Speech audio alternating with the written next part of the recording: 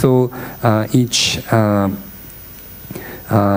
each company are supposed to submit some numbers and supposed to meet the target, which is quite stringent. So if they cannot meet the target, they will have some penalty or they have some punishment. So that is very, very, to some degree, it's a good thing about China, country like China, which government has very, very sort of draconian, drastic powers.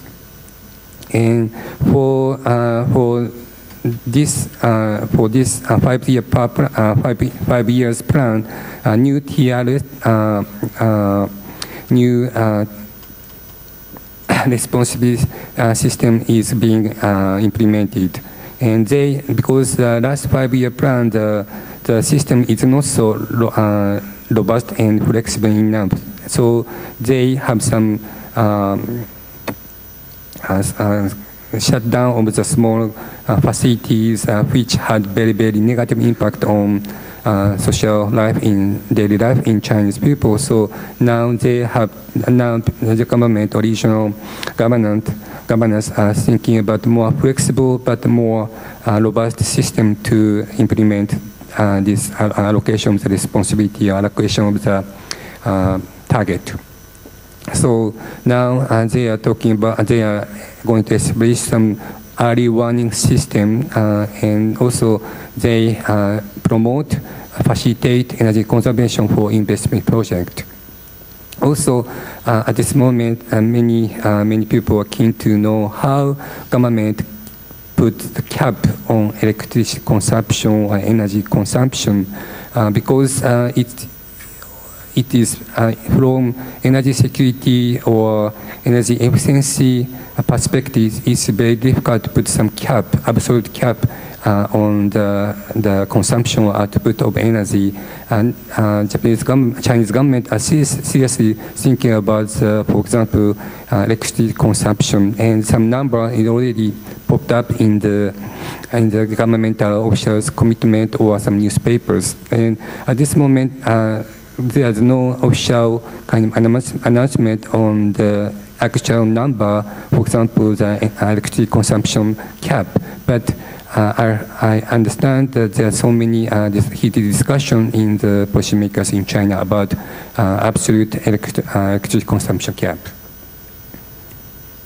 And this is a kind of scheme of how the State Council address the issue of the CO2 emission reduction, and how the local government accept or approve the target, and how the local government they transfer the target to each provincial level target, each company level, each industry level. So it's very easy and interesting to see how this kind of transmission or transfer of the target into state council to small company in small some region in China.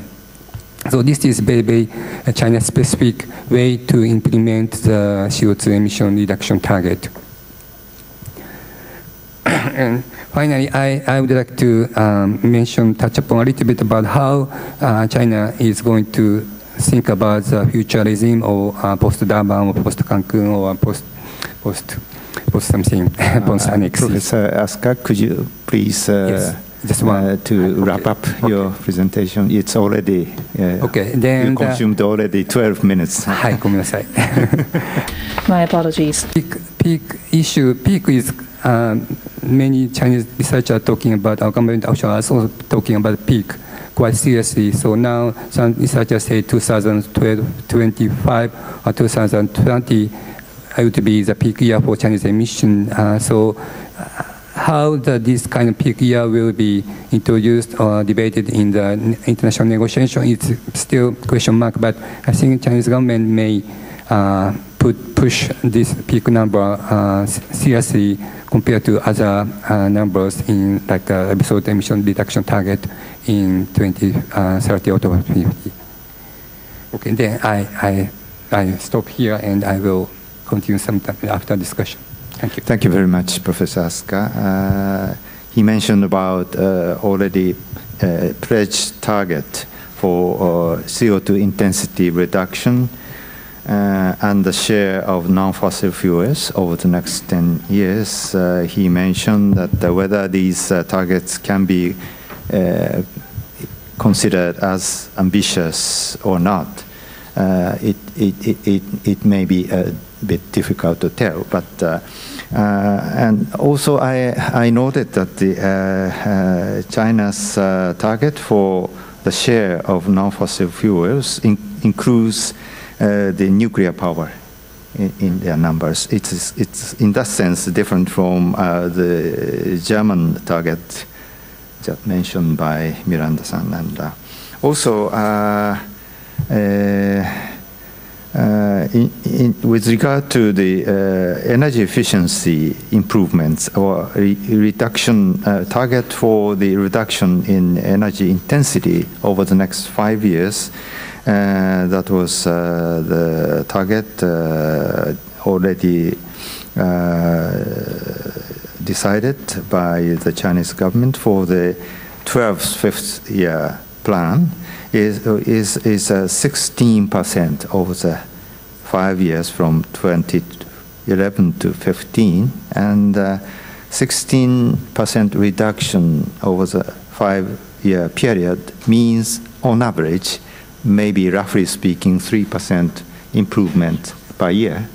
And Miranda-san just mentioned that Germany's energy efficiency improvement target is very ambitious because it is energy productivity improvements over the next 40 years would be on average 2.1% improvement per year. So in that sense, China's energy efficiency improvement target already next 5 years would be very, very, in that sense, ambitious.